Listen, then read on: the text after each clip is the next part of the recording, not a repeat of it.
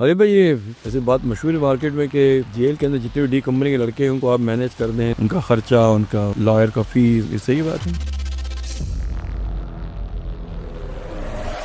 आपके साथ तो जेल में कौन कौन लोग थे जब आप जेल में थे? मेरे टाइम पे जेल में अबू सलेम थे, अरुण गवली थे, डीके राव साहब थे, मुस्तफा डोसा साहब थे। जब मेरे टाइम पे था तो सबसे अच्छा वर्चस्व मुस्तफा डोसा साहब का था। अच्छा, क्यों? जेल के राजा थे वो। अबू सालिम का चेहरा बिगाड़ दिया था मुस्तफा डोसा ने। खाने के चम्मच होते थे, चम्मच स्टील के, उसके ऊपर धार लगा के उससे उन्होंने स्टेपिंग कर दी थी उसको। एक्चुअली हमने सुना था कि जेल जो है वो लोग सुधारने के बजाय उल्टा लोग मुजरिम बनाती है। मतलब एक शरीफ आदमी जाता है, जुर्म के तरीके सीख लेता है और ज्यादा बड़ा मुजरिम बन जाता है।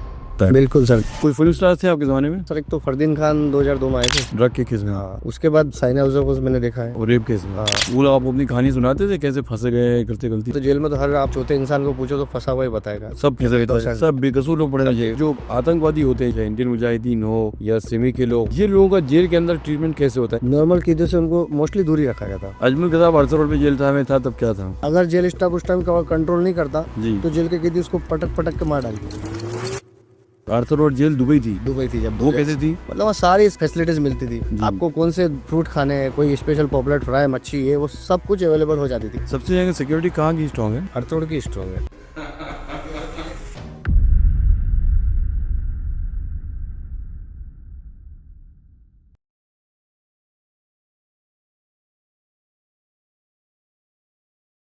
दोस्तों, बहुत बहुत स्वागत है आपका एग्जिट फाइल्स पे।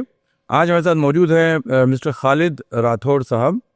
खालिद राठौड़ जो है, आज तक जो हमने जेल में अभी तक ऐसी गुफ्तगू नहीं की कि जो एक जेल के अंदर जो गैंग का मैनेजर होता है, जो एक जेल के अंदर जो लोग अपनी सज़ा काट रहे होते हैं या ट्रायल पे होते हैं, उनको मैनेज करना, उनकी देखरेख करना, उनका खर्चा, उनकी प्रोटेक्शन, उनकी लीगल रिप्रेजेंटेशन, आज तक हमने अभी तक किसी ऐसे बात नहीं की है। We don't know what happens inside the jail. Jail के अंदर की दुनिया एक अलग विचित्र विपरीत दुनिया है। इस दुनिया को हमने अब तक समझा नहीं है। इस दुनिया को हमने अब तक एग्जिट फाइल्स पे अब तक जो है अच्छे से एक्सप्लोर किया नहीं है। खालिद राठौड़ साहब जो है वो काफ़ी अरसा जो है वो मुंबई के कारावास में गुजार के आए हैं और वो आपको जेल की इनसाइड वर्किंग के बहुत इंटरेस्टिंग वाक़या सुनाएंगे। बहुत बहुत स्वागत है खालिद भाई। सलाम। तो ये कितना वक्त गुजारा आपने जेल के अंदर? मैंने सर टोटल 12 साल गुजारे हैं। 12 साल। अभी एज कितनी है? मेरी एज अभी सर रनिंग 40 है। कौन कौन सी जेल में रहे हैं हम? आर्थरोड रहा हूँ, कल्याण रहा हूँ, तलोजा में रहा हूँ जी, यानी तीनों बड़ी जेलों में आपने? नासिक में भी रहा हूँ। नासिक में भी रहे हैं। जी। तो सबसे ज़्यादा कौन सी जेल में रहे हम? आर्थरोड। कितने साल रहे हम? आर्थरोड में समथिंग मैंने 8 साल तक रहा हूँ। 8 साल। एक बार पूरे 5.5 साल और उससे पहले 3.5 साल। वाह, तो आप जेल की किंग होंगे ना? नहीं सर, किंग तो क्या, वहाँ पे सब एक से बढ़ के एक लोग रहते हैं जी और वहाँ पे एक वर्चस्व जमाना एक अलग ही तरह का चैलेंज होता है। जी और अगर आप या तो आप पावर में रहो जी तो आप अपना इज्जत संभाल के वहाँ रह सकते हैं, जी। या फिर आप एकदम गरीब गुजरे में रहोगे तो फिर आपको झाड़ू पोछा मारना पड़ेगा। अच्छा, तो वो तो हमारे जमीर गवारा नहीं करेगा, हम झाड़ू पोछा मारे, अपना वर्चस्व तो संभालना है ना सर। तो कैसे रहते हैं? पावर में रहते थे हम? सर हम लोग बस अपना एक छोटा मोटा ग्रुप था जिसको लेके हम चलते, हम ना किसी को उंगली करते थे और हमको कोई उंगली करे तो हम उसको फिर छोड़ते नहीं थे। कितना छोटा और कितना मोटा ग्रुप था वो? सर बस छोटा मोटा ही ग्रुप है। क्योंकि पूरी डी गैंग की कंपनी को आप मैनेज कर रहे हैं, तो डी गैंग के तो तकरीबन 800-900 लोग अंदर जेल में। नहीं सर, ऐसा कुछ नहीं। मेरे टाइम पे जब मैं था 2002 से 8 तक जेल में, तब ऐसा डी कंपनी का और राजन कंपनी दोनों का वर्चस्व था वहाँ, और दोनों अपने वर्चस्व की लड़ाई लड़ रहे थे।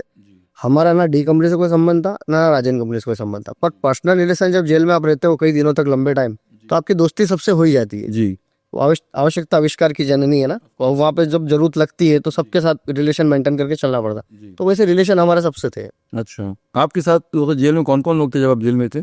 मेरे टाइम पे जेल में अबू सलेम थे, अरुण गवली थे, डीके राव साहब थे, मुस्तफा डोसा साहब थे। ये सब को आपने पर्सनली सामने? पर्सनली ये सब जेल में कैसे रहते थे? जेल में सर सब लोग अपने अपने जो भी अपना ग्रुप था उसको लेके रहते थे, अरसर रोड के अंदर? अलग अलग बैरक्स में सब लोग थे। अच्छा। और वो जेल में जब मेरे टाइम पे था तो सबसे अच्छा वर्चस्व मुस्तफा डोसा साहब का था। अच्छा, क्यों?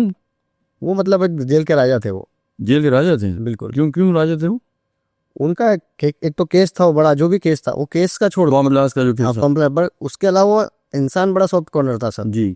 वो गरीबों के लिए बहुत कुछ करता था। जेल के अंदर कैदियों को छोटे मोटे केस में आए तो छुड़ाना, के वकील करना, और उनके खाने पीने का भी मतलब अरेंजमेंट, कैंटीन वैंटीन का सामान दिला दिया कर दिया, और वो करते थे ऐसा। जी। तो उसकी वजह से लोग ज्यादा उनसे मोहब्बत करते थे, तो जेल में कैदी लोग ज्यादातर उनकी सुनते थे। तो खाली मर्दों की मदद करते हैं, अदरवाइज तो वो औरतों के साथ तो मुस्तफा मजनू था ना वो तो। जी बिल्कुल, वो औरतों के साथ भी उनके जो मसले रहे हैं, जो आपको न्यूज में और सब में देखिए। हाँ, मतलब मर्दों की खाली मदद करना और औरतों से फायदा उठाना। नहीं नहीं, वैसा नहीं था सर, कोई कोई मजनू तो इसीलिए उसका नाम था ना मुस्तफा मजनू। बिल्कुल बिल्कुल, पर वो भी उनकी पर्सनल लाइफ थी सर, अब पर्सनल लाइफ उस पर कमेंट करना मेरा हक नहीं है। नहीं, मतलब मैं बताना चाह रहा हूँ कि हमारे डॉसियर में उसको जो है मुस्तफा मजनू को नहीं जाना जाता। बिल्कुल बिल्कुल, उनका नाम मुस्तफा मजनू ही था एक्चुअली। सब लोग तो मुस्तफा मजनू के नाम से ही जानते थे। मैं यहाँ तक कि मैं खुद भी जब फर्स्ट टाइम मिला था तो मुस्तफा मजनू के नाम से ही जानता था। जी। फिर मेरी कोई फर्स्ट टाइम से उनसे कोई ऐसी खास दोस्ती नहीं थी। धीरे धीरे जेल में रहते रहते सलाम दुआ, फिर धीरे धीरे बात बढ़ती गई। फिर हम मिलना जुलना होने लगा, फिर साथ में बैठ के बातचीत करते थे। कभी उनका घर से खाना आता था तो कभी हम लोग बैठे साथ में कुछ खाए पिए, बस वैसे ही। तो इस मजनू की लैला जेल में आती थी क्या?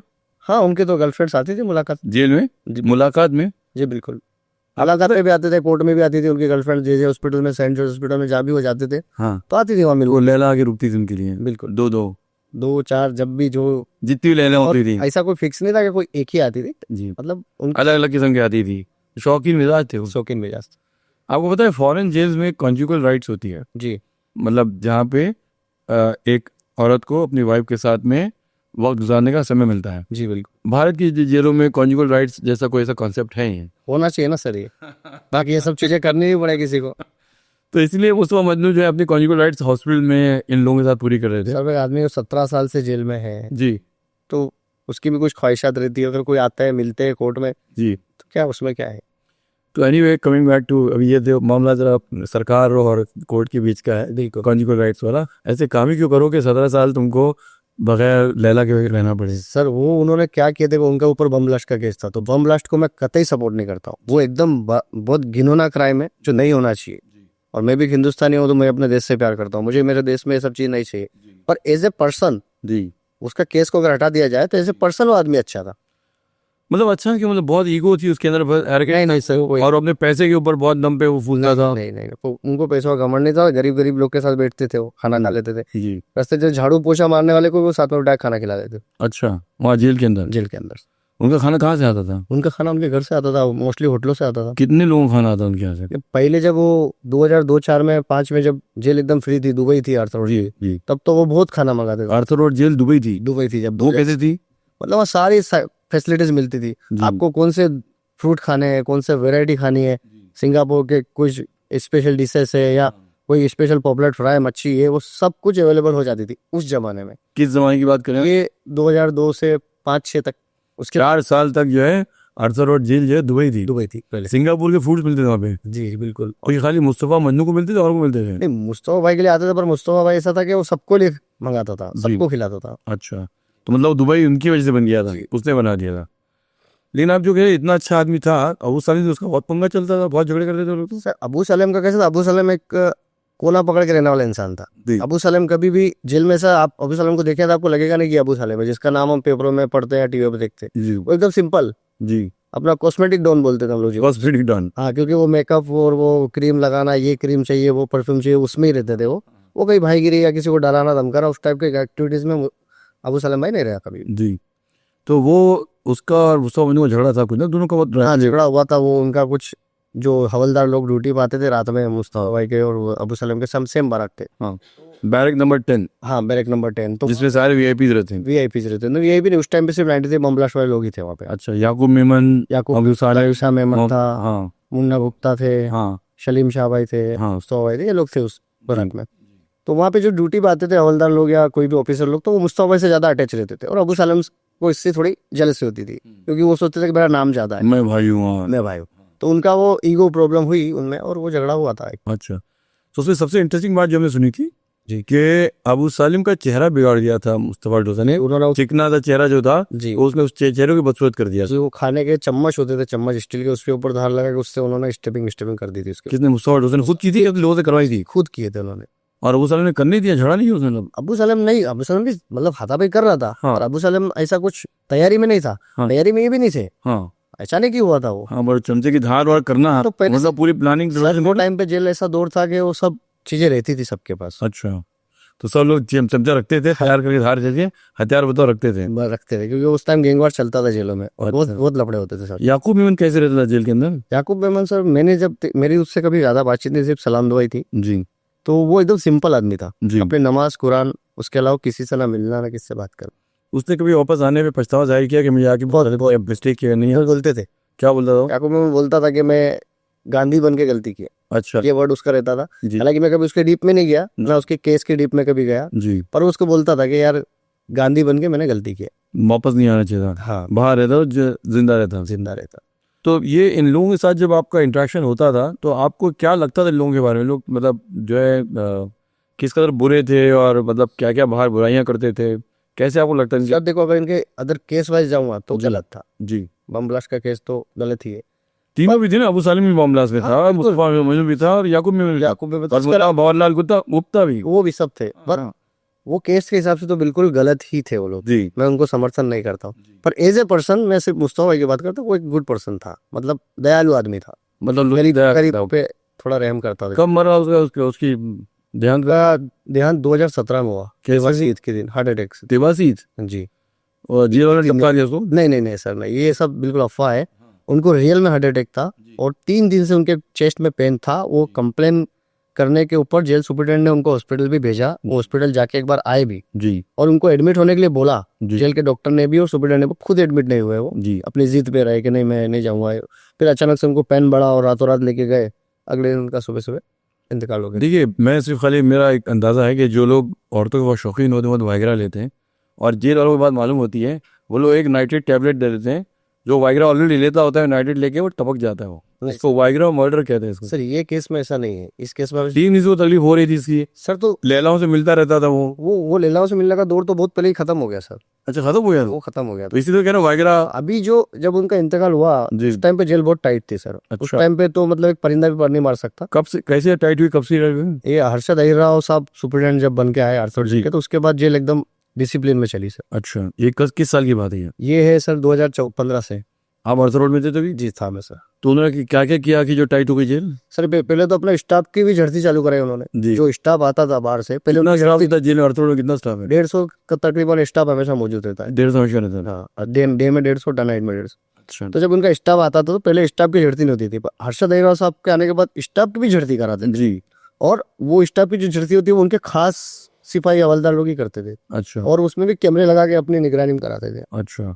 तो उसके बाद वो जो स्टाफ जो है वो जेलों से मिला हुआ नहीं था? नहीं नहीं, तो जो जेल में मोबाइल फोन यूज होता था वो सब पुराने दौर में सर। सब पहले 2015 के बाद से? 15 नहीं सर, वो तो 2006 के बाद ही बंद हो गए सब। 6 के बाद ही बंद हुई? जो जेल मर्डर हुआ ना उसके बाद सब वो सब चीज। कौन सा जेल मर्डर था ये सब जॉन रॉबर्ट डिसूजा जो हमारे दोस्त है उनका। John Robert D'Souza? डिसूजा, वो भी पहले उनका नाम मोहम्मद अफजल था। अच्छा। उनका मर्डर हुआ था। तो मोहम्मद अफजल से जॉन रॉबर्ट हुआ, जी। कन्वर्ट हो गया, मतलब मुसलमान से क्रिश्चियन हो गया? नहीं, क्रिश्चियन से मुस्लिम बने थे। अच्छा, जॉन रॉबर्ट से मोहम्मद अफजल हो गया। मोहम्मद अफजल। अच्छा फिर? एक्चुअली उनका नाम रियल मोहम्मद अफजल ही था। केस में उनका नाम जॉन रॉबर्ट डिसूजा था। क्यों? उनके बारे में शायद डिटेल तो शायद किसी को नहीं मालूम। अच्छा। बहुत कम लोग शायद उनके बारे में जानते होंगे कि वो मोहम्मद अफजल और जॉन डिसूजा का क्या संबंध था। अच्छा। बट बहरहाल केस में उनका नाम जॉन रॉबर्ट डिसूजा था, और वो नमाज पढ़ते थे, 5 टाइम नमाजी इंसान जेल था। के अंदर? हाँ, बहुत अच्छा इंसान था वो। जेल में सब लोग नमाज पढ़ते हैं ना? हाँ, मोस्टली सर 80% मुस्लिम तो जेल में नमाज पढ़ते हैं। हाँ सब के सब उनको जेल में जाते ही खुदा याद आता है। बिल्कुल सर, जेल के बाहर खुदा याद नहीं आता, जेल के अंदर खुदा याद आता है। ये सही है सर। जी फिर? तो उनका जब मर्डर हुआ और उनका फिर रिप्लाई में भी एक मर्डर और हुआ, जी। उसके बाद से जेल बहुत टाइट हो गई। तो वो उनका मर्डर बताइए ना कैसे हुआ, जॉन का मर्डर कैसे हुआ और किसने किया था? जॉन भाई का मर्डर वो उनके ही साथ वाले लोग ही थे, पहले साथ में ही रहते थे, फिर बाद में कुछ कौन से गैंग के? आपस कोई गैंग नहीं था सर। गैंग नहीं था? जॉन रॉबर्ट डिसूजा तो एक रोबरी केस में थे, जी। उसका खुद का एक गैंग था। जो रॉबर्ट लोग तो छुड़ा के गैंग में हमारे एक शेखर कट्टा नाम के रोबर कंपनी होती थी जी। वो शेखर कट्टा के ग्रुप के जॉन भाई थे, और जॉन भाई के बाद फिर वापस कोई वैसा ग्रुप बना नहीं। सारे रॉबर्स नाना गैंग में आ गए थे ना जी। जमाने में, तो नाना के साथ राजन का ले लिया। ज्यादातर थे उस टाइम रॉबर। तो इसलिए अगर रॉबर्स थे तो भी नाना के साथ होंगे फिर? नहीं, नाना के साथ नहीं थे वो, अपने इंडिपेंडेंस ही रहते थे, दोस्ती सबसे थी उनकी जेल के अंदर। तो उसका मर्डर फिर किसने कर दिया? मर्डर उनकी आपसी तनातनी में हुआ सर। वो एकदम ईगो प्रॉब्लम हो जाती है जेल में, बहुत ईगो प्रॉब्लम होती है सर। जेल में? जेल में ईगो प्रॉब्लम बहुत चलती है। अच्छा, तो कैसे मर्डर किया? गला घोट के चाकू मार? चाकू से। उनका वही चाकू, मतलब धार किया वो चमचा? हाँ, जार किए चमचे सबके पास पत्थर के डब्बे से बनाए हुए, और वो सब वो पहले जर्मन की प्लेट। तो उसको स्टैब कर दिया, मल्टीपल स्टैबिंग। हाँ। तो क्या पुलिस वाली कहाँ से, सिक्योरिटी गार्ड कहाँ से अभी? सर वो ऊपर बरात से एक्चुअली 6 चौथी, जी तो गार्ड नीचे ड्यूटी पे रहते थे, मैं गेट पे और नीचे एक सर्कल में घूमता था। ऊपर उनके टाइम उनके नमाज पढ़ के हटे थे सुबह सुबह 10 बजे के टाइम पे, वो सो के उठे, फिर वो नमाज बहुत पढ़ते थे वो। अच्छा तो नमाज पढ़े, शुक्राने की नमाज जो भी थी 2 रकात पढ़े, हटे, कुरान पढ़ते बैठे थे। जी उस टाइम पे उनके ऊपर अटैक हुआ, जहाँ नमाज पे ही थे जब उनका। जानवर से मार दिया उनसे। जी। फिर उसके बॉर्डर का बदला कैसे लिया गया? बदला कुछ दोस्त लोग थे जी के चाहने वाले, जान के बदले लोगों ने तो उन्होंने फिर उसका रिप्लाई किया, कैसे किया? वही सेम चाकू वही बना के, पत्थर के थे जो। उनके बदल जो बदला में मारा गया, कौन आदमी मारा गया? वो अली अली करके एक लड़का था वो। अच्छा, वो कौन सी गैंग का था? वो एक्चुअली कोई गैंग का नहीं था, पर वो शायद अबू सालेम टच वाला था। अबू सालिम में टच में था। जी। अबू सालिम की खुद ही हालत खराब थी अंदर, अब वो दूसरा उसका आदमी को। उस टाइम अबू सलम नया नया आया था। अच्छा, उस टाइम अबू सलम नया नया आया था, तो कुछ लोग उससे जाके मिलते थे, जुलते थे, बातचीत। उसको बड़ा भाई मानते रहेगा, तू नया नया आया बड़ा आदमी है। नहीं, वो लोग जुड़ना चाहते हैं।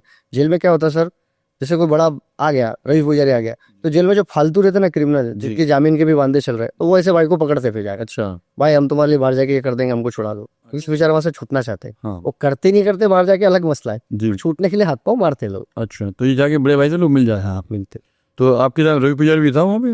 रवि पुजारी सर मेरे सामने नहीं था। अच्छा, रवि पुजारी साहब तलोजा में थे जब मैं अर्थोड़ में था। तो आपकी मुलाकात रवि पुजारी नहीं है कभी? कोई फिल्म स्टार थे आपके ज़माने में? मेरे जमाने में फिल्म स्टार सर एक तो फरदीन खान 2002 में आए थे। अच्छा, ड्रग के केस में? हाँ। हाँ। उसके बाद साइना उजर को मैंने देखा है। किसको? Shiny house? साइना उजर। अच्छा, और रेप केस में? हाँ, और इंद्र कुमार, जी। और एक वो सिंगर था आशिकी 2 का सिंगर, उसको। तो ये सब आपके साथ मिलते जुलते बातचीत करते थे? हाँ, जेल में बातचीत होती थी। तो आप अपनी कहानी सुनाते थे, कैसे फंसे गए, करते गलती हुई? सभी वो तो जेल में तो हर आप चौथे इंसान को पूछो तो फंसा हुआ ही बताएगा। सब फंसे गए, तो सब बेकसूर लोग पड़े ना जेल? कसूरी। जेल में कोई कसूर है ही नहीं? ऐसा नहीं है सर, रियल में ऐसा नहीं है। हाँ, रियल में ऐसा नहीं, मतलब रियल में कैसा नहीं है बताइए, मैं वही जानना चाह रहा हूँ। मतलब 1% बेकसूर होते हैं सर, 99% तो कसूर करके आए होते हैं, ऐसा नहीं। हाँ, मतलब यही बस खाली 1% लोग जो होते हैं जो शायद गलती। एक्चुअली क्या होता है सर, अब सबूतों का अभाव में कोई केस छूटा, जी, एविडेंस कंप्लीट नहीं कर पाए डिपार्टमेंट, जी, तो कोर्ट उसे छोड़ देता है। इसका मतलब वो नहीं कि बेगुनाह था वो, सबूत नहीं मिले उसके, सबूत नहीं मिले, वरना गुनहगार था वो। गुनहगार। तो आपको ऐसे जेल में जो लोग कहते हैं मुझे फंसा दिया गया, आपको ऐसा लगता है कि लोग सब सच बोलते हैं कि? नहीं सर, सच तो सब नहीं बोलते। 90% लोग तो होते हैं रियल के में, कुछ होते हैं जो वाकई में बेगुनाह होते हैं जी, और जो बेगुनाह होते हैं वाकई में जेल उनके लिए अजाब होती है सर। अच्छा, तो अर्थर रोड जेल के अंदर औरतें भी एक जमाने में थी, बाद में शिफ्ट करके बाइकला भेज दिया गया जी। तो औरतों का मर्दों का इंट्रैक्शन होता था जेल के अंदर? सर वैसा तो संडे का दिन होता था, जब सारी औरतें जो आदमियों से किसी से मिलना चाहती थी, चिट्ठी लिख के भेजी जाती थी हवलदार के साथ में, कि मैं फलां बाराक में फलां जेंट से जो मेरा ये रिलेशन में है, या मेरा फ्रेंड है, बॉयफ्रेंड है, या मेरा भाई है, या कजिन ब्रदर है, या हस्बैंड है, तो वो लेडीज की परमिशन से ही उनको, सब जेंट्स को एक चबूतरा था, उसमें जाली लगी हुई थी चारों तरफ, सारे जेंट्स को उसमें छोड़ दिया जाता, और लेडीज फिर जाली के आजू बाजू सब आके खड़े होते थे, बातें करती थी। तो जाली बीच में होती थी, मतलब वो लोग जाली में बातचीत नहीं होती थी? जाली वगैरह नहीं होती। तो आपको मतलब जेल के अंदर भी अफेयर्स चलते थे लड़कियों के? और बिल्कुल, वो से कोई नए केस में आती थी, परेशान रहती थी, तो वहाँ जो पुराने जो भाई पटेल रहते थे उनसे कांटेक्ट में आ जाती। भाई पटेल से? हाँ, वहाँ लफड़े शुरू कर देते थे, मतलब जहाँ लगा मौका वहाँ लगाया चौका। मुलाकात में जा रहे तो वहाँ कोई टकरा गई, तो वहाँ बातचीत चालू हो गई। हॉस्पिटल पे वो ट्रीटमेंट के लिए आ रही, अब जेंट्स भी ट्रीटमेंट के लिए जा रहा है, जेंट्स के लिए, लेडीज के लिए, वहाँ मुलाकात हो जा रही, आप आमना सामना हो। तो मर्दों को मालूम नहीं पड़ता था ये औरतें हमको बेवकूफ़ बना रही हैं, ये मर्द बेवकूफ़ होते ही हैं? सर वहाँ मर्दों को तो कैसा एक एंटरटेन चाहिए, ऐसे ठीक है, बात कर ली, हाय हेलो कर ली, थोड़ा दिल को अच्छा लगा, जो भी देख के बोले चल टाइम पास है, टाइम पास हो गई, टाइम पास। ऐसे भी कॉन्जुगल विजिट तो मिल नहीं रही है। जी, वैसा चलता था। तो आपने जो जेल का आपको कारोबार दिया गया संभालने के लिए, कितना समय आपने संभाला? सर मैंने नहीं संभाला, मैंने कोई कंपनी का कभी 1 रुपया इधर से उधर नहीं किया जी। मेरे रिलेशन दोस्ती रही है। मैंने जो मेरे पर्सनल रिलेशन के लोग आते थे जी, जिनको मैं पहचानता हूँ, या जो जेल में आने के बाद मेरे से पहचान में आ जाते थे, उनके साथ मैं खड़ा रहता था, उनसे बातचीत करता था, उनके लिए कोई लीगल हेल्प हुई तो हम करते थे। हाँ, तो मतलब कोई आदमी जब तक कोई पावर ना रखा हो, देखिए आप ना तो अबू सालिम है, नहीं, ना मुस्तफा मजनू है, आप ना याकूब मेमन है, ना रवि पुजारी है, आप कोई फिल्म स्टार भी नहीं है। अब आपके पास जब इतना पावर है तो तब भाई लोगों को लगा ना कि ये आदमी काम का है, लड़का काम का है। सर हमारे पास मनी पावर कभी नहीं था जेल में, हम लोग सिर्फ अपने पर्सनल पावर जो हम अपने उसूलों पे चले, बस उसी लिए हम कामयाब हुए। Brain power, connections with big brother, ऐसा कुछ नहीं था आपका? नहीं सर। तो हालांकि हमें कई ऑफर मिले सर, राजन कंपनी से भी हमको कई बार जुड़ने का ऑफर मिले जी, दाऊद कंपनी से भी मिले, शकील कंपनी से भी मिले। हमने कभी किसी भाई के साथ ना झुके, और आज भी हमारा उसूल है सर, मैं और मेरे जो कुछ खास दोस्त थे हम जी, हम किसी कंपनी से ना कभी टच हुए, ना कभी होंगे। मतलब आपकी अलग के गैंग है? सर हमारे सब हमारा जो भाई है, मेरा एक भाई है, दोस्त है मेरा खास, जी राजेश चौधरी भाई, जी। हम दोनों भाई हम हमारी जिंदगी में खुश हैं। अच्छा उसको अभी लाइफ सजा में है वो, जी। इंशाल्लाह बहुत जल्दी। क्या चीज़ आप दोनों ने? सर उसके और मेरे साथ में कोई केस ही नहीं है, अच्छा कोई हम लोग दोनों साथ में कोई केस नहीं किया, पर हमारी दोस्ती है, जेल के अंदर से ही दोस्ती हुई, आज तक दोस्ती है। आप जेल में क्यों गए थे? आप एनसीसी में गए थे ना? जी जी, मेरे ऊपर मौका केस था फायरिंग का, किस पे बन गला भी गया? और केस था। हाँ किस पे बन गया? था सर, वो उन्हीं का केस था एक, कब का केस था ये? 2014 का। उसके अलावा और क्या केस थे? सर उसके अलावा वो थे छोटे मोटे, सर खत्म हो गए सर, सब खत्म हुए? जी सर, अभी आप बाहर हो गए, आप आजाद हैं? आप डिस्चार्ज हो सब केस। सबसे डिस्चार्ज हैं? जी तो आपने 8 साल जेल में गुजारने के बाद आप डिस्चार्ज हुए? जी, 12 साल लड़ाई लड़ी सर इंसाफ के लिए। 12 साल इंसाफ लड़ाई के लिए। तो किसी डॉन से आपको झगड़ा हुआ? आप अबू सालिम से, डोसा से, मन्नू से, कुछ नहीं सर, मैं याकूब पटेल से नहीं सर, कभी किसी से नहीं। झगड़ा नहीं? लेकिन आपसे बातें करते थे? जी, इन लोग सबसे अच्छे थे सर। इन लोगों ने कभी आपको अपनी शाहाना जिंदगी के बारे में बताया कि मैं पुर्तगाल में ऐसे रहता था या मजनू पाकिस्तान में ऐसे रहता था? कभी बताया आपको? नहीं सर, वो अबू सलीम के बारे में तो कभी नहीं, पर हाँ मुस्तफा डोसा साहब के बारे में सुना था कि वो दुबई में बहुत अपना आलिशान जिंदगी जीते थे, कारों के कॉन्वे चलते थे, लाखों रुपए रोज के खर्चे थे उनके, बस सुना आपने? वो सब सुना आपने? लेकिन अबू सालिम कुछ ज्यादा बोल नहीं पाया? ज्यादा नहीं था। याकूब मैंने पाकिस्तान के लिए क्या बताया? नहीं कभी नहीं, आप- वो राकू में मैं कभी किससे बात ही नहीं करता सर ज्यादा। नहीं करता था? बिल्कुल। वो तो बड़ा हंसमुख आदमी था, मैं जब उसको मिलता था वो सर उसके ग्रुप में ही हंसमुख था, वो बाहर, जैसे मैं तो बाहर वाला हो गया ना उसके लिए, तो वो मेरे सामने कभी कुछ ऐसी बात नहीं किया, वो इंटरनेट उनके ग्रुप में बातें चलती थी। अपने लोगों की बात करेंगे, आपसे बात नहीं कराई? अगर वो देख रहे हैं कि आप शरीफ आदमी, सीधे आदमी है, तो आपसे अपने दिल की हालत शेयर नहीं करते? नहीं नहीं सर, इतना टाइम का स्टाफ थोड़ी उतना टाइम उसके साथ मेरे को बैठना। कोई जो टाइप होता है जब आप लोग आजाद होते हैं, थोड़ा फ्री होता है, आप लोग मूवमेंट जो दिया जाता है उसको ये सब कुछ नहीं सर, कहाँ मूवमेंट दिया जाता है, नहीं? सब सेटिंग। क्या शेड्यूल क्या होता है जेल के अंदर, बताइए जरा। शेड्यूल सर, सुबह 6 बजे बंदी खुलती है, गिनती आती है, पहले सारे कैदियों को गिना जाता है, उसके बाद 6:30 बजे सीटी बजती है, गिनती खुलती, बंदी सब कैदी अपने अपने बराक से बाहर बरामदे में आ सकते हैं। बरामदे वही चलिए 6 नंबर का है तो 6 नंबर सर्कल में जो 4 बराक है, वो 4 बराक के लोग आपस में मिल सकते हैं। जी।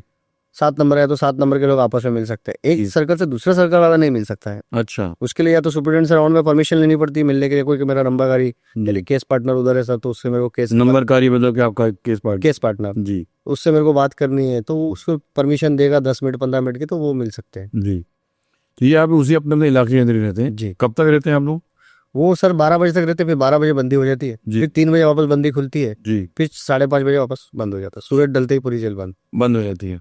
तो मुझे खाली सवाल ये करना था कि मैंने सुना था कि अर्थर रोड जेल ओवर क्राउडेड है, बिल्कुल। मतलब वो 800 की उसकी कैपेसिटी है, 250 कैपेसिटी। हाँ 750 कैपेसिटी, 2500 लोग रहते हैं उसमें। अभी तो 3,500 है सर। 3500 अर्थर रोड के अंदर जी। तो वो इतना ओवर क्राउड जेल में मैनेज कैसे होता है? सर बेचारे जो गरीब लोग हैं वो एक दूसरे के ऊपर चढ़ चढ़ के सो जाते हैं उधर। हाँ, कोई सुनने वाला है, जानवरों की जैसी जिंदगी, मतलब एक आध के ऊपर करवट भी नहीं बदल सकते। सुना हुआ पानी का मसला होता है, लोग वॉशरूम नहीं जा पाते। अभी नहीं है पानी का प्रॉब्लम, पहले जी। था। तो लोग वॉशरूम में बहुत कम है, तो लोग यूज नहीं कर पाते, लाइन लगती है, बहुत झगड़े होते हैं। बिल्कुल सर, पहले वैसा सब था, अभी नहीं है, अभी तो पानी का अल्हम्दुलिल्लाह प्रॉब्लम बिल्कुल सोल है। जी। हर रोड में अभी पानी का कोई प्रॉब्लम नहीं है, जी। बाथरूम का कोई प्रॉब्लम नहीं है। बाथरूम बना दी उन्होंने? हाँ बना है। मतलब 750 लोग अगर हैं और अगर 3500 लोग रह रहे हैं। हाँ पता, कंजेस्टेड तो है अभी भी जी। और एक के ऊपर एक सो जाना आप कह रहे हैं, तो मतलब हाँ, वो प्रॉब्लम आज भी है, सोने के लिए जगह नहीं है। सोनी जगह आज भी नहीं है। खाना कैसा होता है वहाँ पे? खाना सर नॉर्मल दाल और रोटी मिलती है। दाल रोटी? हाँ, चावल थोड़ा सा। त्योहार के दिन में? त्योहार के दिन थोड़ा सा वो पीला चावल आ जाता है, बस पीला हो जाता है? पीला हो जाता है, उसमें थोड़ा बटाटा या टमाटर वटाटर, pulao type, veg pulao type कर दिया जाता है। तो ये जो मियाँ भाई लोग जो रोजे रखते हैं रमजान में, जी। इनका इफ्तारी और सहरी कैसे हो रही है? इनका इफ्तारी शरीर ऐसा सर के आप मनी ऑर्डर मंगाओ जी। और कैंटीन में आप लिखवा दो कि मुझे रोज का इतना फ्रूट चाहिए, जी। तो कैंटीन वाले जो जेल स्टाफ है वो अवेलेबल कराता है। अच्छा, तो उनका रोजा सहरी सब बड़ा हो जाता है? हाँ, सारे कैदी मिल के एक पैसा अमाउंट कैंटीन में जमा करते हैं जी। और उसमें से फिर सब बराकों में रोजा इफ्तारी आती है। जब मुस्तफा भाई था तब ऐसा नहीं था, तब वो ही पूरी जेल में इफ्तारी सब वही कराते, पूरी जेल को? पूरी जेल 3500 लोगों को? सबको, हिंदू मुस्लिम पूरा महीना? सब, पूरा महीना। वाकई? तो किसी ने पूछा नहीं उससे इतना पैसा कहाँ से आता है, तुम कैसे खर्चा कर रहे हो? अब सर वो तो उनको पूछना चाहिए था जिनको पूछना चाहिए था। 3500 आदमी रोज अगर रोज इफ्तारी और सहरी कर रहा है और एक आदमी के पैसे कर रहा है, तो मतलब नेचुरली से क्वेश्चनेबल थिंग कि कैसे हो रहा था। तो नॉन वेज जेल में नहीं मिलता आप लोग खाने के लिए? नॉन वेज अभी मिलता है, अभी तो कैंटीन में हर संडे को चिकन मिलता है। चिकन मिल रहा है अभी, और ईद वगैरह में आप लोगों को नहीं मिलता? ईद गरम चिकन मिलता है, ईद में बकरा वो अपने पैसे से खरीदना पड़ता है, अपने से खरीदना पड़ता है, लेकिन मतलब नॉन वेज आपको मिल रहा है आपके? जी। आपके जेल में कभी कम्युनल झगड़े होते थे, हिंदू मुस्लिम होता है? नहीं सर, वो जेल स्टाफ नहीं होने देता है जेल में सर, कम्युनल बहुत कम होता है, क्योंकि एक ही बराक में मस्जिद भी होती है और मंदिर भी होता है। अच्छा। और जब गणपति बिठाया जाता है तो सारे मुस्लिम साथ होते हैं, जी जब नमाज का टाइम होता है तो सारे हिंदू चुप हो जाते, टीवी बंद कर देते, अच्छा एक मतलब दूसरे ये- की रेस्पेक्ट करते हैं सर। ये जो धर्म निरपेक्षता है, ये सेक्युलरिज्म है, ये जेल के अंदर ज्यादा है, वहाँ नहीं है। अच्छा है सर। तो अंदर कोई ऐसा हिंदू मुस्लिम के फला गवर्नमेंट का नाम तुम इसके सपोर्टर हो, ऐसा कुछ नहीं, हिंदुत्ववादी, नहीं सर। ऐसा तुम कुछ तुम लोग पाकिस्तान जा ऐसा कुछ होता है? मुस्लिम कैदी को अगर सजा लगेगी तो हिंदू कैदी अगर उसके अंडी में तो वो रोएगा, रोए हो? बिल्कुल। और अगर हिंदू को सजा लगी और मुस्लिम उसके साथ 10 मुस्लिम लोग के अंडी में, तो वो सारे मुस्लिम लोग उस दिन गमगीन हो जाएंगे, जैसा तैसा खाना खाएंगे, दुखी रहते सर। अच्छा, और अगर कोई बाइज्जत बुरी हो गया तो क्या होता है? तो सर बकायदा पार्टी होती है, नाचते हैं। पार्टी भी होती है, नाचते भी हैं? जी। मतलब वो पार्टी थाली बजाता है, कोई भी लड़का जिसको गाना वाना आता है, बजाना आता है, वो बजाता है, और बाकी लोग ऐसे ही थोड़ा हिल लेते हैं, नाच लेते हैं, और कैंटीन का जो सामान होता है, बिस्किट विस्किट है, वो सब बांट के खाते हैं। अंडा सेल कैसा है आपके यहाँ का? अंडा सेल पर हाई सिक्योरिटी सेल है, मैं 3.5 साल उसमें ही नहीं खाता। उसको अंडा क्यों 3.5 साल में गुजारा हमें? जी क्यों गुजारा आपने? क्योंकि एमसीयू में थे। जी। अंडा सेल कैसा होता था, और जेल मर्डर के रिप्लाई का थोड़ा वो मसला था, तो उस वजह से हाई सिक्योरिटी में मुझे रखा था। है? जेल में मर्डर रिप्लाई आपने लिया था? नहीं सर, मैं जो किए थे वो मेरे दोस्त थे। अच्छा, आपके दोस्त थे तो उसकी जी। सजा आपको भुगतना पड़ गई, गेहूं के साथ गन भी पिस गए। नहीं सर, वो दोस्त थे तो अब दोस्ती के लिए तो करना ही पड़ता है। हाँ, इतना तो कल भी 3.5 साल तो अंडा सेल में निकाल ही सकता हूँ मैं, जान नहीं दी तो क्या हुआ? सर जान भी दे सकते दोस्ती के लिए तो। अल्लाह। well, तो माय पॉइंट इज कि वो अंडा सेल कैसा था आपका? अंडा सेल सर एक गोल घेरा है, जी जहाँ पे 4 से 5 गेट है, जी। उसके बाद आपका एक रूम रहता है, जी जो रूम पीछे से थोड़ा चौड़ा होता है, जी समझे 8 फुट होती है चौड़ाई उसकी, जी और आगे से 3 फुट होती है, जी ऐसा समोसे टाइप में होता है वो। हाँ अच्छा उसमें अंदर बाथरूम होती है, जी नल होता है, जी और उस एक रूम में 3 लोगों को रखा जाता है। अंडा सेल के अंदर। तो why is it called solitary confinement? वो मतलब उसको एक बड़ी सजा क्यों कही जाती है? क्योंकि सर वहां से बाहर के किसी कैदी से आपका कनेक्शन नहीं होता है, हाँ। आपकी मुलाकात या कोर्ट, हाँ। 2 ही रीजन हुए तो आप वहां से बाहर निकल सकते हो, अदरवाइज आप बीमार भी तो डॉक्टर अंदर आएगा। हाँ वहां से डॉक्टर का बहाना करके आप बाहर नहीं आ सकते, अपने नंबर कहीं से नहीं मिल सकते, या कोई मैसेज पास ऑन नहीं कर सकते, या बिना रीजन के आप मुलाकात तक चले गए हॉस्पिटल, ऐसा नहीं है। वहाँ एकदम टाइट रहना पड़ता है, जी 4 से 5 गेट क्रॉस करके अंदर जाना पड़ता है, हर गेट पे आपकी चेकिंग होती है, कोई अनलीगल चीज आप अंदर पास नहीं कर सकते, जी लोग वहाँ कम रहते हैं, आप वही 3 चेहरे रोज सुबह शाम देखते रहो, अच्छा दूसरा कोई आपको देखने मिलने वाला नहीं है, और सूरज की रोशनी भी थोड़ी कम आती है वहाँ। अच्छा।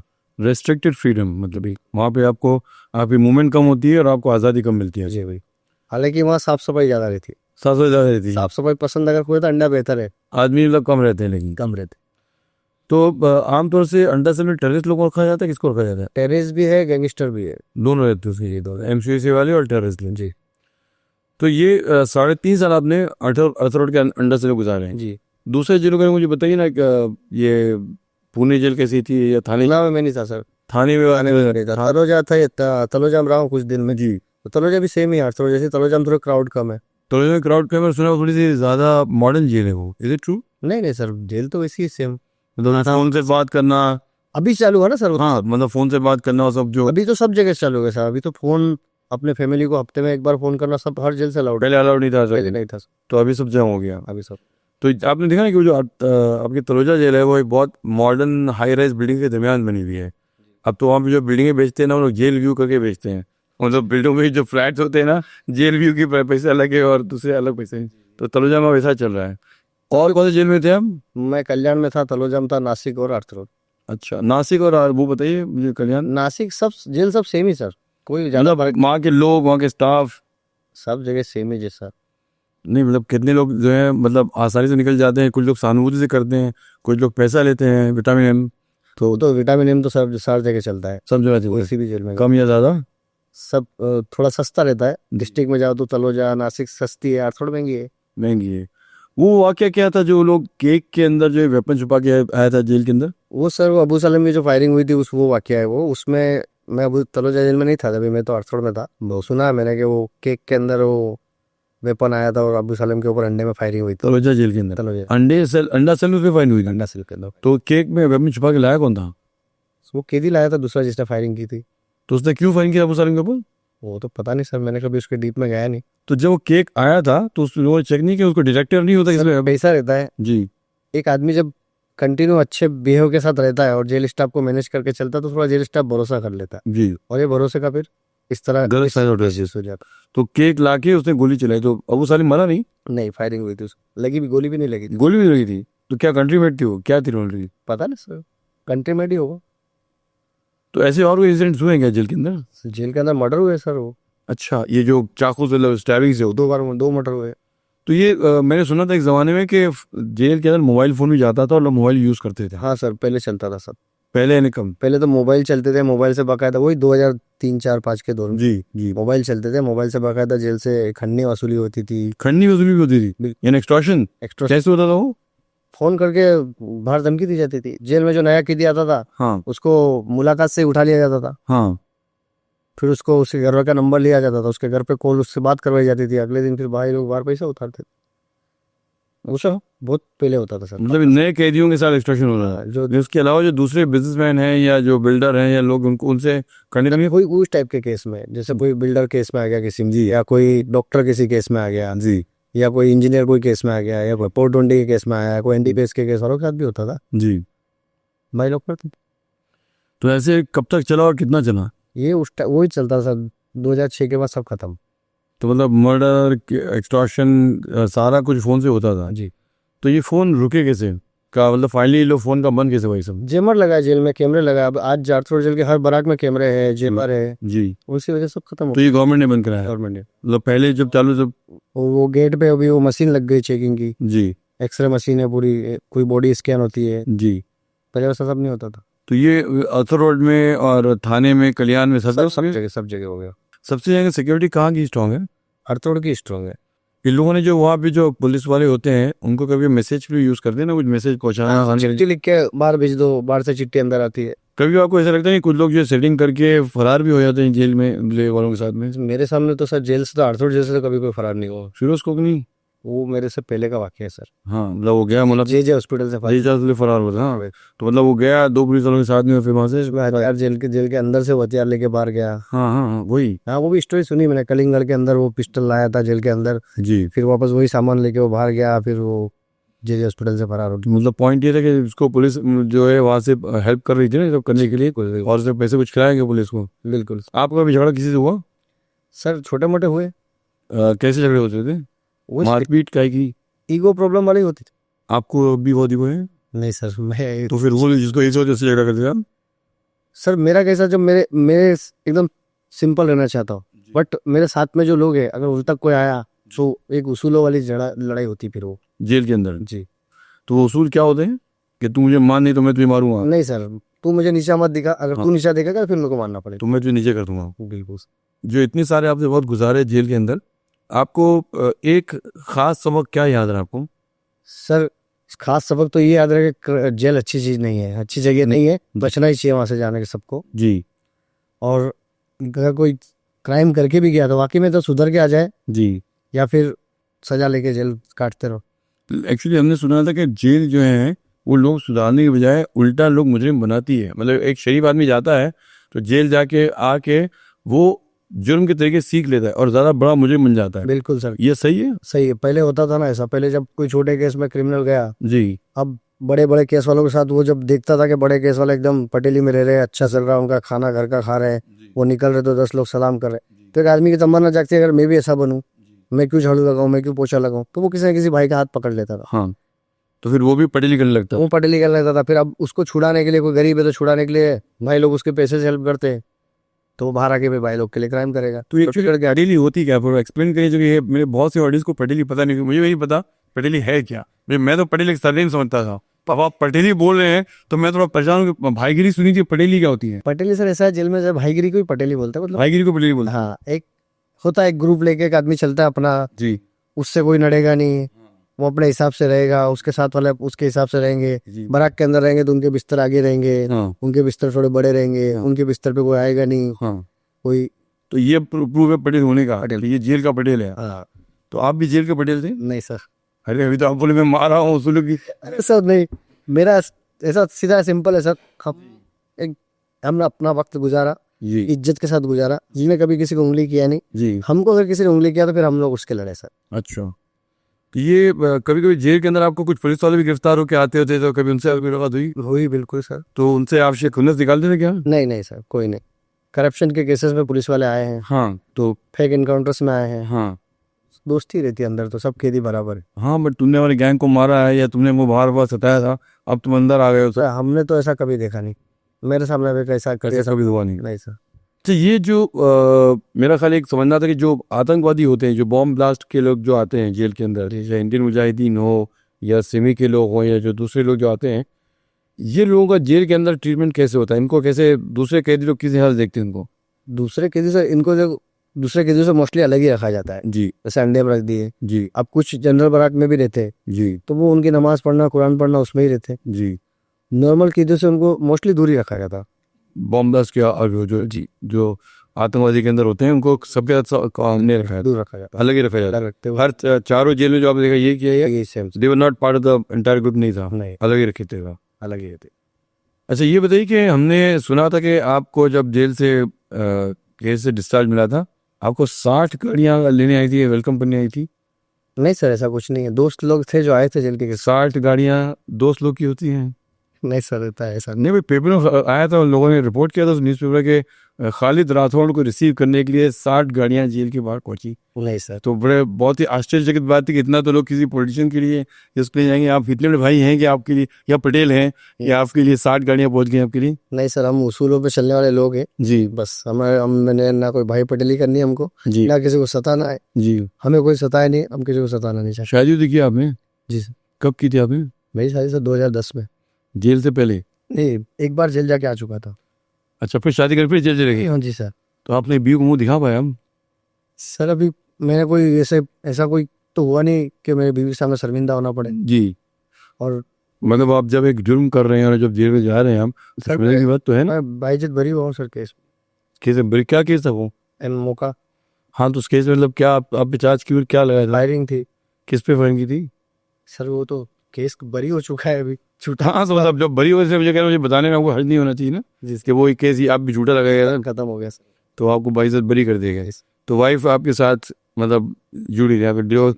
जो अक्सर लोग जब जेल जाते हैं उनके डिवोर्स हो जाती है, मतलब वाइफ जी सर, हैंडल नहीं कर। ऐसा बहुत लोगों के साथ हुआ है। हाँ मैंने मेरी आंखों से देखा है बहुत लोगों को खून के आंसू रोते हुए। जी। जब लोग जेल में आते हैं सबसे पहले उसके परिवार टूटता है सर। हाँ, तो अगर फाइनेंशियली स्ट्रांग नहीं है तो जी। उसका परिवार टूट जाता है। और कई बार इंसान अपने परिवार को बचाने के लिए भी अंदर गैंग से जुड़ जाता है। अच्छा एक इनोसेंट या छोटे केस का आरोपी जब जेल में आता है जी और कई दिनों तक छूटता नहीं है ना, जी तो उसको अपना परिवार सर्वाइव करना बहुत मुश्किल होता है बाहर। अगर जी। बीवी है, प्रेग्नेंट है, बच्चा है, छोटा बच्चा है, तो वो खर्चे जो है ना बीवी के बाहर, बीवी तो मुलाकात में आके खर्चे बताएगी, जी भाई भाड़ा देना है, घर का लाइट बिल भरना है, घर मालिक है बोल रहा है।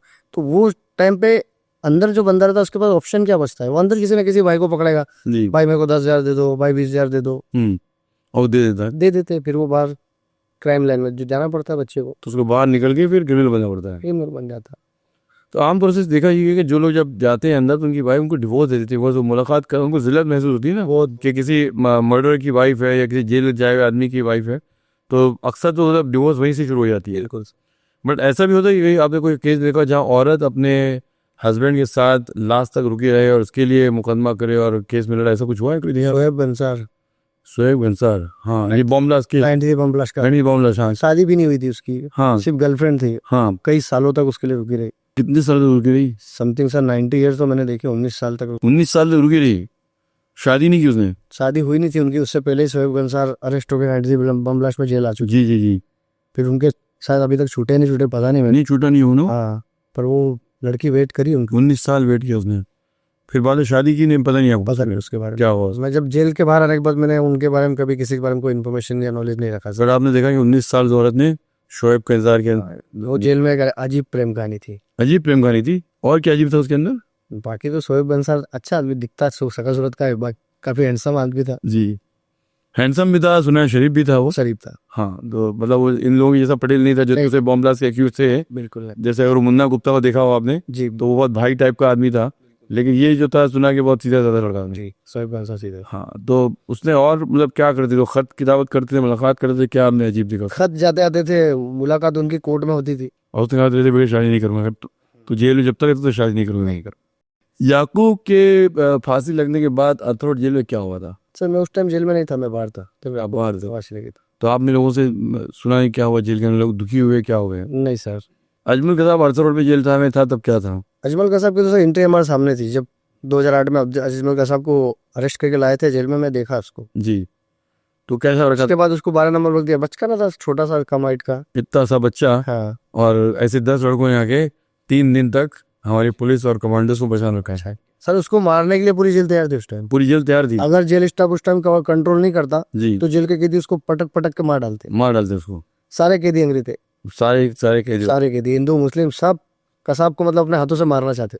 तो फिर कसाब कैसे सुरक्षित रहा, बचा किसी को? 12 नंबर एक अलग बराक बनाया गया उसके लिए, जी, उसमें उसको रखा जाता था और उसको जेल बंद होने के बाद ही कुछ भी खाना वाना दिया जाता था। जेल जी। जब तक ओपन है उसके बराक के आसपास ही किसी कैदी को नहीं आने दिया जाता था, अजमल। यहाँ तक कि उसका खाना भी हवलदार लेके जाता था। अच्छा, वो हमने कहीं सुना था कि अजमल कसाब को एसी में रखा गया था। नहीं सर, कोई ऐसी वैसी बराक नहीं हो। नहीं मतलब कहीं हमें खाली कोई, ये बहुत कंफर्म न्यूज़ नहीं है, बट सुना है अजमल कसाब को एसी में रखा गया था। नहीं सर, कोई ऐसी नहीं थी। नहीं कोई उसने बिरयानी नहीं मांगी, कोई बिरयानी नहीं दी गई, वो सब कहानियां है सर। नहीं नहीं, वो जो यहाँ जब वो लॉकअप में था तब तो उसको कहा गया था ना कि उसको सब खा। में तो सबको दिया जाता ना अच्छा खाना। लॉकअप में तो हम भी जब लॉकअप में रहते हम स्टाफ से, पुलिस स्टाफ से जो खाना मांगे हमको देते हैं, हमारे घर का खाना भी देते हैं, जी, पर जेल में नहीं सर। जेल में आने का उसमें पत्ता ही दिया जा रहा। बत्ता ही मिला। अच्छा, कसाब हो, छगन भुजबल हो, हाँ, सबको देखा, सब बत्ता ही खाए सब। सब बता खाए। सब बत्ता। छगन भुजबल को घर खाना नहीं आता था। बाद में आता था, पर स्टार्ट में सर उन्होंने भी बत्ता खाया है।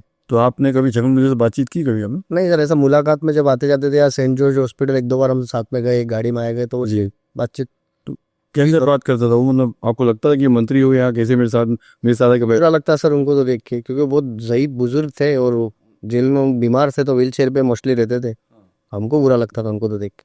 अब ये टाइम के एक टाइम का गृह मंत्री सर हमारे सामने ऐसा हो, तो कर्मों का फल आपको नहीं लगता था सर?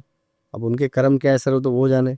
मतलब माय पॉइंट इज कि अगर वो ऐसे मैं जज करने वाला कौन होता हूँ किसके कर्मों? बस या बट कहते हैं कभी दुनिया में लोगों को उनके कर्मों के लिए यहाँ मिल जाती है सर। सर मेरे सामने तो किसी ने 100 मर्डर करे, अगर भूखा मर रहा होगा तो मैं उसको खाना खिला दूंगा, अच्छा, प्यासा है तो पानी पिला दूंगा। भले उसे 100 लोगों का कत्ल किया है। उसने किया वो उसका रब जाने वो जाने। आप मुस्लिम है ना? जी सर, कुरान ने लिखा नहीं है कि अगर किसी ने एक कत्ल किया है तो उसने पूरी इंसानियत का कत्ल किया है, बिल्कुल और अगर किसी एक की जान बचाई तो पूरी इंसान की जान बचाई है। सर, यही तो जिसने बोलता हूँ। 100 मर्डर किया उसे 100 इंसानियत का कत्ल किया उसने।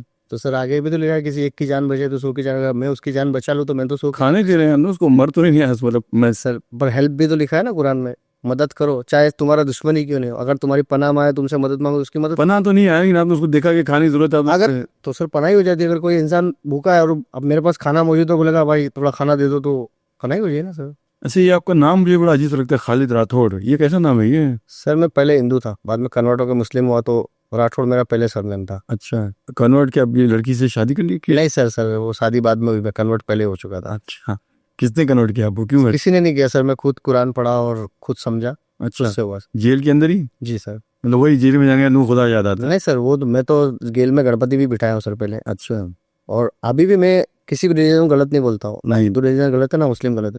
मुझे कुछ चीजें इसमें बेहतर लगी तो मैंने फॉलो किया। कितनी पढ़ाई की आपने? मैं सर 10वीं तक पढ़ा हूँ बस। 10वीं तक पढ़ाई की आपने? तो आपके परिवार से कुछ लोगों को आपत्ति नहीं हुई कि आपने रिलीजन चेंज कर दिया? हुई आपत्ति सर, फिर परिवार से बातचीत बंद है 16 साल से।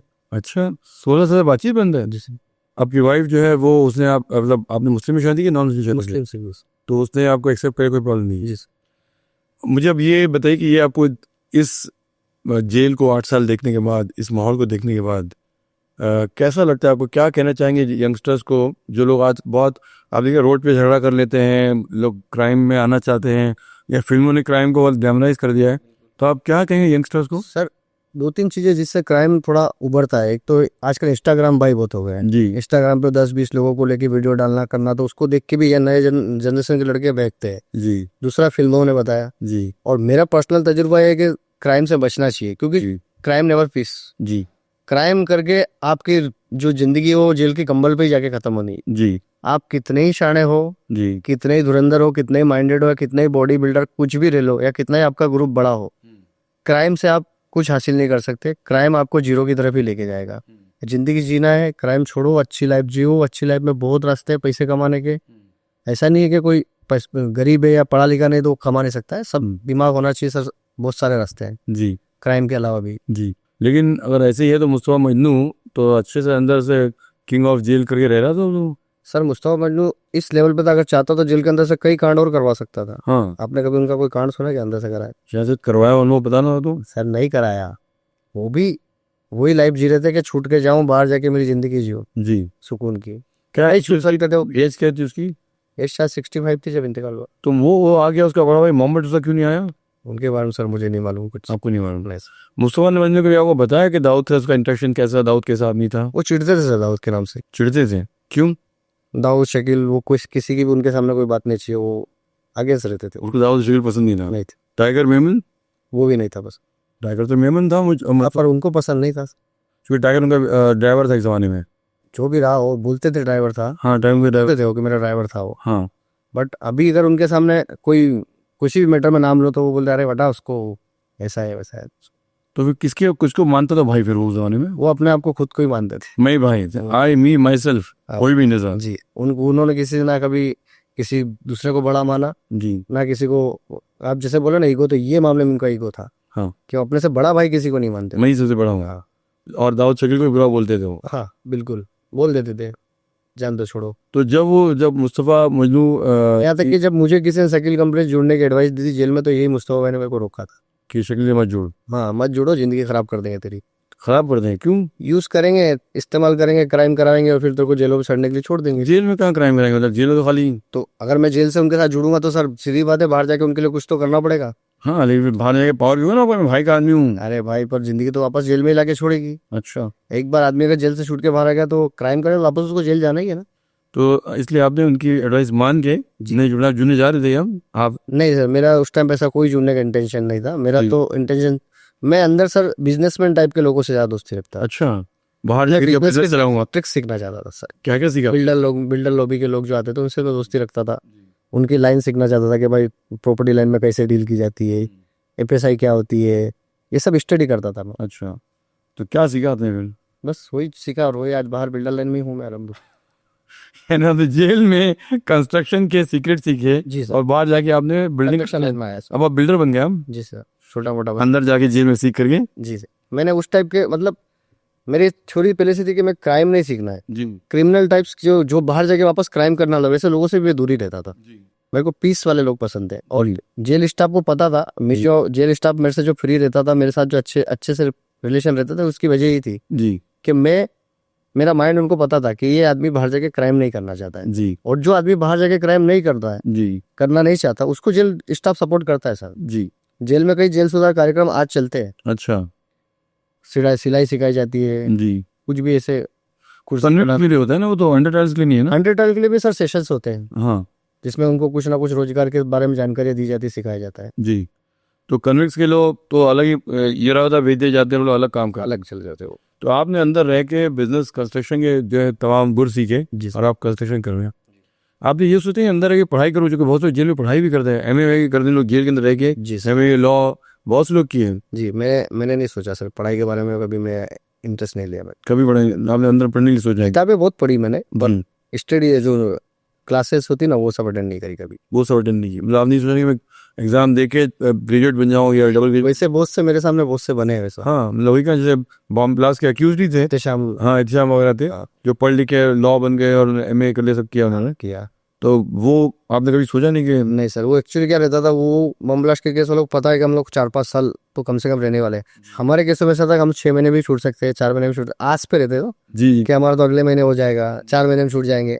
तो वो क्लासेस अगर अटेंड करने तो साल भर का तो अपना कोटा दिमाग में रखना पड़ेगा ना। अच्छा, हमने तो कभी ऐसा कोटा दिमाग में रखा नहीं। आप बाहर निकल के पढ़ाई कंटिन्यू कर सकते, मतलब आप अंदर ज्वाइन करते, अगर आप बाहर छूट गए हैं तो यूनिवर्सिटी डिस्टेंट एजुकेशन के अंदर हमको पढ़ने देती थी आपको? देती थी भी। हाँ। और मैंने कभी पढ़ाई में इंटरेस्ट नहीं लिया सर। पढ़ाई को इंटरेस्ट नहीं लिया आपने? अब मैं जिम करता था, रनिंग, योगा, वो सब में इंटरेस्ट था। जो चीज़ मेरे जहन में हमेशा रही कि जो लोग नए नए कम से लड़के जाते हैं उनके ऊपर फिजिकल अब्यूज का अटैक होता है, मतलब उनको लोग रेप करना चाहते थे और लोगों का एक्सप्लॉइट करना चाहते थे। सर ये सब पहले होता था, अभी नहीं है। अभी नहीं होता? अभी नहीं होता। मतलब नाउ अभी सर वहाँ बाबा रूम एक अलग बराक है। बाबा रूम? हाँ। ये क्या होता है?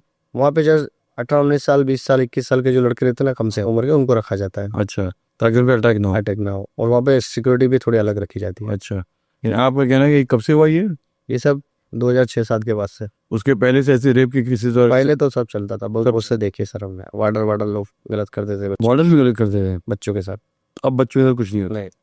उसके ऊपर भी 20 के साल के लोग, अगर 20-22 साल के वो चिकने होते हैं, उन पे हमला होता है क्या? हाँ पहले होता था ना सर। अब होता है कि नहीं अब होता? नहीं होता। तो वो तो बाबा रूम में नहीं होंगे ना, वो तो नहीं 20-22 साल तक के बाबा रूम में ही रखते हैं लड़कों को। 20-22 साल से बाबा रूम। और जब लड़के को समझो 6 महीना हो गया जेल में आज, जी। तो वो फिर ट्रेंड हो जाता है उसको। अच्छा। फिर 6 महीने बाद कोई से बैराक में डालो अपने आप को सर्वाइव कर लेगा। संभाल लेगा अपने आप। हाँ, तो यानी आपको कह रहे हैं अब जेल में होमोसेक्सुअलिटी नहीं होती है। नहीं होती। ड्रग्स? ड्रग्स सर, नशा तो पहले बहुत होता था, अब काफी लेवल में कंट्रोल में है। अब होता ही नहीं है, कम है। कम है।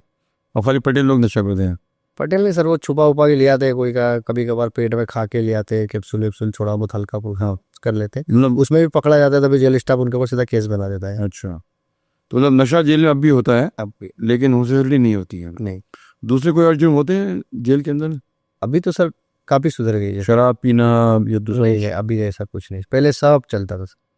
जेल में न्यूज़पेपर मिलते हैं, फिल्म देखने मिलती है? फिल्म देखने मिलती है, न्यूज़पेपर मिलता है, कैरम खेलना मिलता है, चेस खेलना मिलता है, लूडो खेलना मिलता है। जी जिम करने के लिए आपको एक छोटी सी जिम है, जी। वहाँ जाके आप अपने फिजिकल एक्सरसाइज कर सकते हो, योगा कर सकते हो। सिंगिंग कंपटीशन होते रहते हैं, बाहर के आर्केस्ट्रा आते हैं, साल में 3-4 बार गाने वाने के प्रोग्राम होते हैं। नहीं पता, अच्छी सी फैसिलिटी बताइए मत। अब मैं ठीक है, मतलब मैं नहीं थोड़ा घबरा गया जो इतना बोलने लगे हम, तो मुझे लगे बाहर के यंगस्टर से सुन के ना सोचें कि नहीं नहीं, जेल जेल अच्छी जगह नहीं है। जेल कैद तो कैद है सर, जी आपको आपका फिजिकल बॉडी तो कैद में ही रहेगी वहाँ। जी आप अपनी मन चाहे सोना उनकी मर्जी से, जी आपको उठना उनकी मर्जी से, जी। खाना उनकी मर्जी से, हम्म। फ्रेश हवा नहीं मिलेगी, आज़ादी चली जाती आज़ादी छीन जाती है। और मेंटली टॉर्चर तो आदमी होता ही है ना, चाहे कितने भी फैसिलिटी मिल जाए, मेंटली टॉर्चर आदमी जेल में है, रहेगा, अपने परिवार से दूर रहेंगे। परिवार से दूर रहेगा। और फिर सबसे बड़ी ऐसा होता है ना कि बीवी चली गई किसी की छोड़ के, किसी के इलाज के अभाव में किसी का बच्चा मर गया, जेल में कैदी है, उसका बच्चा बाहर बीमार, इलाज के लिए पैसे नहीं, बच्चे का इंतकाल हो गया, ऐसे भी केस देखे हैं मैंने जेल। तो मतलब साइकोलॉजिकल ट्रॉमा लोगों को होता है। खालिद भाई बहुत बहुत शुक्रिया, थैंक यू वेरी मच। आपने बहुत ही रेयर, बहुत ही नायाब मालूमात दी है जो जेल के अंदर लोगों को पता नहीं कैसे चलती है। दोस्तों, ये आपने खालिद भाई की कॉन्वर्सेशन सुनी है। अगर कोई आपके उस कमेंट्स हो, कोई सवाल हो, आप खालिद भाई के लिए इस कमेंट सेक्शन में डाल सकते हैं, and we will be very like please to pass it on to Khalid भाई एंड सी के उनका क्या रिएक्शन होगा। बट उनके नसीहत पे याद रखिएगा कि जेल से दूर रहिए, जुर्म से दूर रहिए, क्राइम से दूर रहिए, और ऐसी कोई गलती से भी गलती ना करिए कि आपको कानून की शिकंजे में आना पड़े। Thank you very much for watching our podcast. Thank you Khalid भाई।